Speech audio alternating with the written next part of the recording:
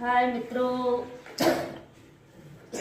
જ્યારે વાત કરવાની થાય ત્યારે મરચું એવું ઉડે છે ને તીખું તીખું લાય. અને આજે તો મોડું થઈ ગયું એટલે એક બાજુ રોટલી બનાવું અને એક બાજુ શાક ચડાવવાનું. 12 વાગે આવીને મિત્રો કેટલું ઉતાવળ કરી બોલો, અડધા કલાકમાં મારે ખાવાનું તૈયાર થઈ ગયું. બોલો પેલી બૂમો પાડે હો કેટલો હે કિલો ભૂખ લાગી છે તો ખાવાનું મોડું થયું છે.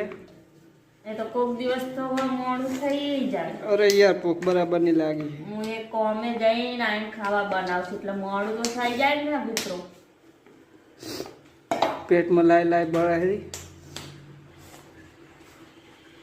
અને અમારા દીકો શું કરે છે? એ દીકા વાહ.